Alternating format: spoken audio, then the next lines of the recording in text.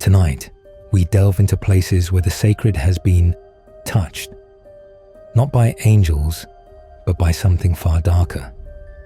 Our first stop takes us to Kansas City, Missouri, and St. Mary's Episcopal Church. Here, rumors persist of a 19th century priest whose spirit is unable to find peace. This was no ordinary priest. Arriving in a city rife with anti-Catholic sentiment, his own leanings towards Catholic traditions and rumors of scandalous behavior made him a target. Accusations flew, his reputation was dragged through the mud, and ultimately, his life ended abruptly by poison. But his passing was not the end for Father Jardine. Many who have been near St. Mary's late at night report an unsettling feeling of being watched. Strange footsteps echo in the empty building, and the phantom scent of incense fills the air, even when no candles are lit. Some have even claimed to see the shadowy figure of a priest with a flickering candle in the second-story window, a silent sentinel forever bound to the church he served and the controversies that consumed him. Father Jardine's spirit, forever in torment, a chilling reminder that judgment and scandal can leave an indelible mark, even in the most sacred of places. Our next destination leads us to the vibrant yet haunted city of New Orleans, Louisiana, and the majestic St. Louis Cathedral.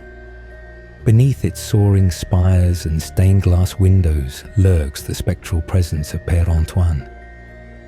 This man of the cloth was a significant figure in the city's early days, even officiating the marriage of the legendary voodoo queen, Marie Laveau. But his story has a darker twist. Whispers claim Père Antoine was secretly connected to the Spanish Inquisition, though eventually exiled and later returning as a beloved figure. Some believe the weight of his past deeds, the secrets he carried, tether his spirit to the cathedral grounds. They say his shadowy figure can still be glimpsed through the stained glass windows during Mass, a silent observer of the faithful. Others claim to feel his unseen presence in the quiet gardens behind the cathedral, a lingering echo of a life intertwined with both the sacred and the shadowed. Père Antoine, forever bound to the St. Louis Cathedral, a haunting reminder that even within holy walls, secrets can leave an eternal imprint. Across the Atlantic, in Louisville, Kentucky, stands the imposing First Church of Christ Scientist. Here, tragedy has woven a dark thread into the fabric of the building. Local sightings of the Lady of the Stairs, a young woman, forever pacing the steps. They say she was a member of a prominent family, deeply in love with a soldier. Their secret meetings took place right here, on these very stairs, under the watchful gaze of the church. Their plan was to escape, to be together despite her family's wishes. But on the night they were to meet at this sacred place, he never came.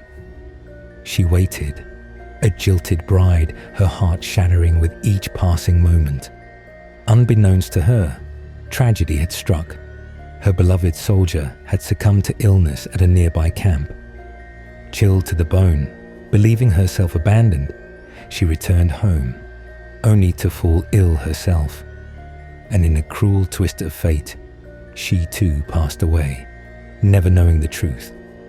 Now, they say her spectral figure still walks those stairs, forever waiting for a love that will never return. We now journey north to Manitoba, Canada, and the seemingly serene saint. Andrew's on the red, but don't let its peaceful facade fool you.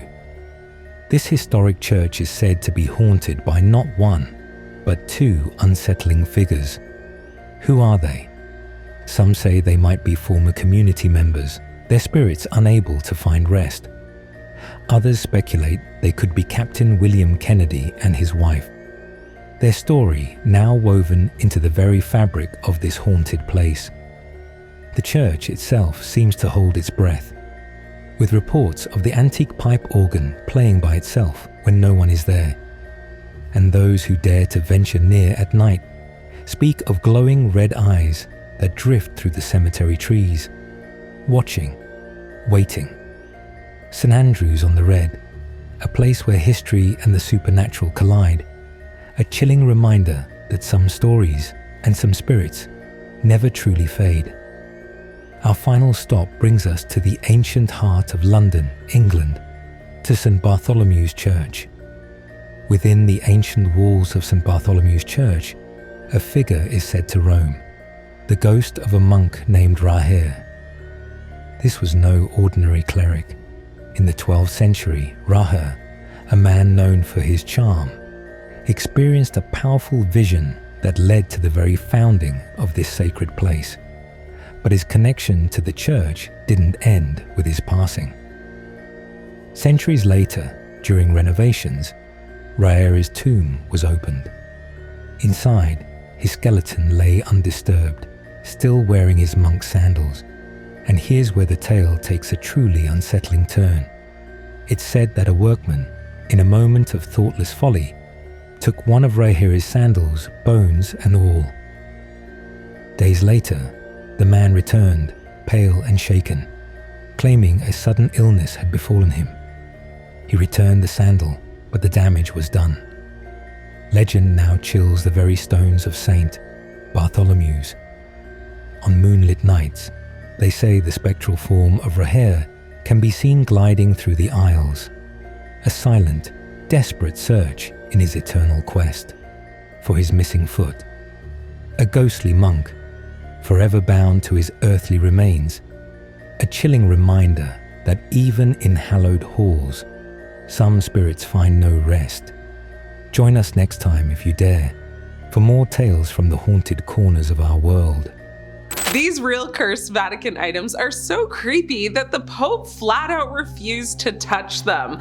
The chronovisor. Now, the chronovisor is an alleged device that purportedly allows users to view past events. So essentially a time machine of sorts. Now, according to some accounts, it was developed in the 1950s by Father Pellegrino Ernetti, a Benedictine monk with assistance from scientists, including Nobel laureate Enrico Fermi. Now, Ernetti claimed to have used the chronovisor to obtain a photograph of the crucifixion and to witness a performance of the lost play Thyestes in ancient Rome. Now, the claims surrounding the chronovisor and Ernetti's work have been met with skepticism and controversy. Some evidence suggests the photograph of the crucifixion was a reversed image of a postcard, and doubts have been raised about the authenticity of his transcription of, the Thyestes. Now, the device supposedly used a series of antennas and exotic metals to capture residual electromagnetic radiation left by past events.